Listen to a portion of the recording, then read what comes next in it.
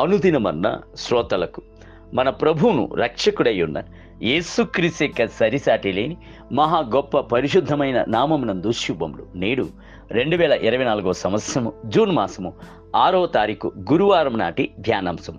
అక్కరగలవాడు. యోహాను సువార్త 5వ అధ్యాయము 6వ వచనమునందు, వాడప్పటికి బహుకాలం నుండి ఆ స్థితిలో ఉన్నాడని ఎరిగి స్వస్థపడ గోరుచున్నావా అని వానిని అడుగగా, ప్రభు మిమ్ములను పేరు పెట్టి ప్రేమతో పిలచువాడు, పేరును గొప్ప చేయువాడు, మిమ్ములను కీర్తితోనూ మంచి పేరుతోనూ మార్చుచున్నవాడు, అంత మాత్రమే కాదు, మీపై అత్యంత అక్కరగలవాడు. యేసు ఒక దినమున బెతస్దా కోనేటికే వచ్చినప్పుడు అక్కడ పండుకొని ఉన్న మనుషుని చూచెను. పాపం, అతడు 38 సంవత్సరములుగా వ్యాధి గలవాడై ఉండేడు. అతనిపై అక్కర చూపువారు ఒక్కరును లేకుండేది.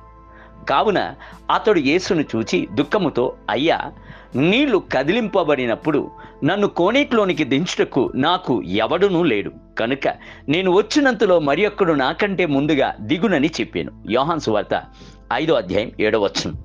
ఒక్కరును అక్కరు చూపించని ఒంటరితనమైన స్థితిలో ఉన్న పక్షవాయువు గలవానిని ప్రేమతో తేరి చూచి, స్వస్థపడగోరుచున్నావా అని అడిగి స్వస్థపరిచి అద్భుతమును చేశాను. నేడు అనేకులు ఒంటరితనపు భావము చేత పీడింపబడుచు ఉన్నారు.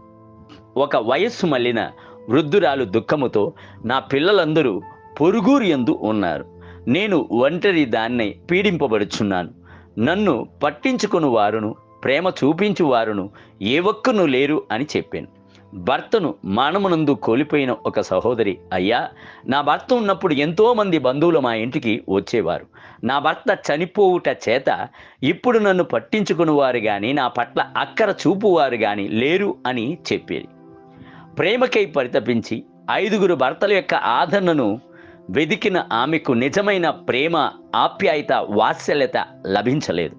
సమాజము చేతను తృణీకరింపబడిన ఒక పరిస్థితి. అయితే ఆమె యేసును సంధించినప్పుడు ఆయన ఆమెకు రక్షణను అనుగ్రహించెను. సువార్తను ప్రకటించు సువార్తికురాలిగా ఆ స్త్రీని మార్చెను. దేవుని బిడ్డలారా, ఎవరు చెయ్యి విడిచినను చెయ్యి విడిచి పెట్టక నిజమైన ప్రేమను చూపించువాడు యేసు మాత్రమే.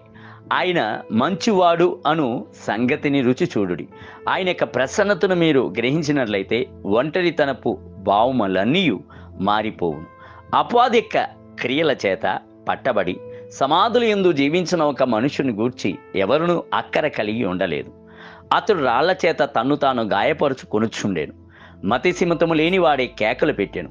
ఏ ఒక్కరును అతన్ని ప్రేమింపకను అక్కర చూపింపకను ఉండినప్పటికీ యేసు నీ పేరేమిటి అని ప్రేమతో పలకరించెను. మార్కు సువార్త 5వ అధ్యాయం 9వ వచనం. అతనికి ఒక నూతన జీవితమును ఇచ్చెను. అతనిలో నుండి దెయ్యములన్నిటిని వెళ్ళగొట్టి నూతన మనిషిగా మార్చెను. అతడు యేసు చేసిన మేళ్లను మర్చిపోలేదు. ఇంటికి తిరిగి వెళ్ళిన అతడు తరువాత దెకపోలి అని ప్రాంతముకు వెళ్ళి ప్రభు అతని చేసిన సమస్త మేళ్ళంతటిని ప్రకటించుడితో పాటు బలమైన సువార్తికుడాయను. దేవుని బిడ్డలారా, క్రీస్తు యొక్క ప్రేమను రుచి చూచిన మీరు ఇతరులపై నిజమైన అక్కరను చూపించుడి, వారి కొరకు ప్రార్థించుడి. నేటి ధ్యానమునకై జీవము కలుగునట్లును అది సమృద్ధిగా కలుగుటకును యోహాను సువార్త 10వ అధ్యాయము 10వ వచనం. నేటి వేద పట్టణము ఉదయము 2వ దినవృత్తాంత గ్రంథములు 25, 26 మరియు 27 అధ్యాయములు. సాయంత్రం యోహాను సువార్త 16వ అధ్యాయం. ప్రభువు మిమ్ములను దీవించునుగాక. ఆమేన్. ఆమేన్.